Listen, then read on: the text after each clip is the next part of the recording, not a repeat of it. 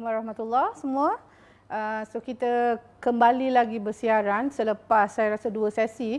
Jadi sesi petang ni kita teruskan dengan satu lagi agenda Road to UMT 2022 di mana kita akan memperkenalkan seorang penyelidik yang tersohor di UMT dengan satu spesies yang unik ya di Malaysia, dan bukan saja di Malaysia sebenarnya, spesies ini juga sangat unik di dunia.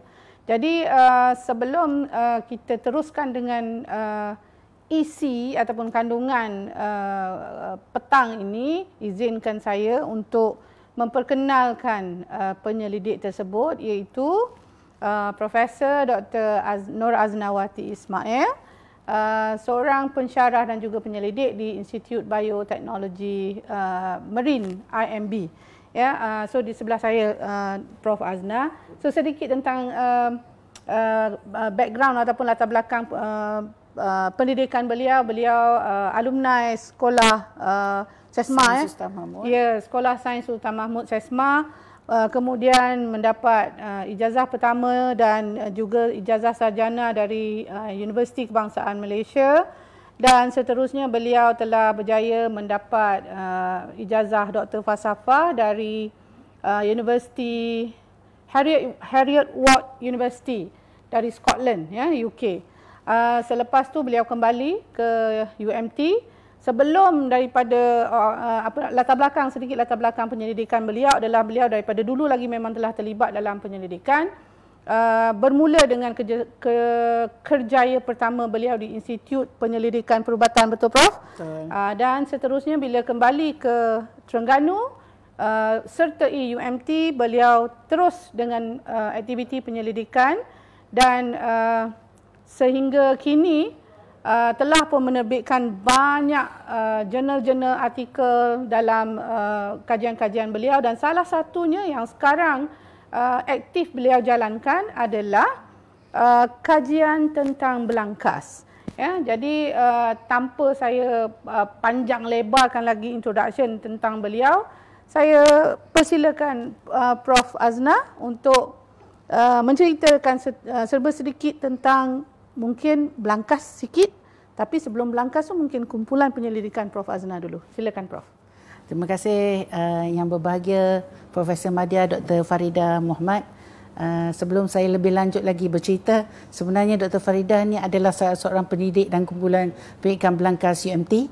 So Horseshoe Crab Research Group ataupun SCRG adalah kumpulan pendidikan belangkas yang ditubuhkan pada tahun 2009. So kita mula menerima grant pada tahun 2009 untuk menjalankan projek yang berkaitan dengan belangkas. Pada ketika itu, projek kita sebenarnya mendapat grant yang paling tinggilah di UMT sebanyak 1.9 juta untuk 3 tahun untuk kita establish makmal untuk membuat kajian tentang darah belangkas. Pada ketika itu, Dr. Farida baru CP-CP terlibat dengan projek ini sebab apabila kita buat projek darah belangkas, ia lebih kepada menjurus kepada bidang bioteknologi.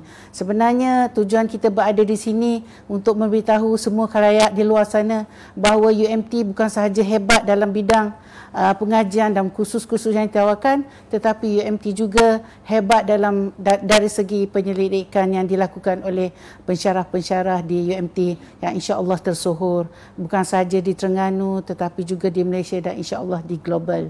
Okey, sebelum saya cerita lanjut lagi pasal belangkas, saya masih lagi nak bercerita tentang kumpulan pendidikan belangkas. Boleh, silakan. Dan kita akan buat tayangan video sedikit supaya penonton di luar sana tidaklah merasa mengantuk. Waktu ini adalah waktu sangat sesuai untuk tidur-tidur, baring dan saya rasa kita elok tengok sedikit video, bercakap-cakap santai dan seterusnya, mengetahui sedikit sebanyak tentang pendidikan belangkas. Okey, silakan.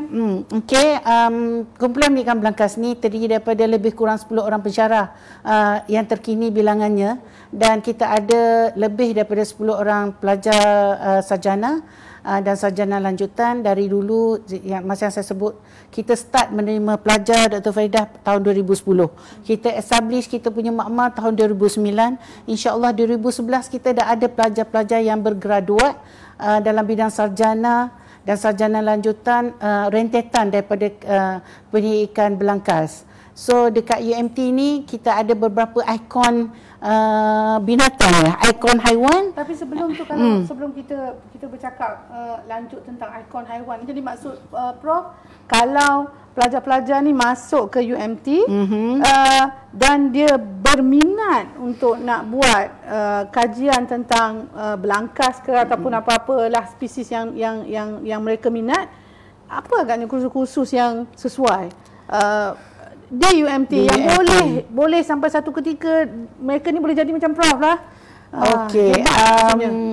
Di UMT ni kita ada Fakulti Sains dan Sekitaran Marine yang menawarkan khusus-khusus seperti biologi marine, sains marine. Jadi itu yang berkaitan. Boleh juga bidang biologi yang ada kaitan dengan haiwan-haiwan ni. Dan in fact adik-adik dan semua penonton di luar sana, saya sebenarnya berlatar belakangkan biologi dan saya undergraduate ambil biochemistry, dan pada ketika itu bioteknologi kurang diperkenalkan lagi.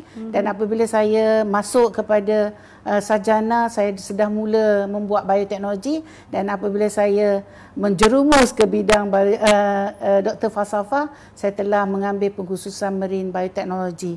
So ini sebenarnya kena dengan kita punya bidang kepakaran, kita sebut niche area kita yang sebenarnya berfokus kepada marine. So kalau adik-adik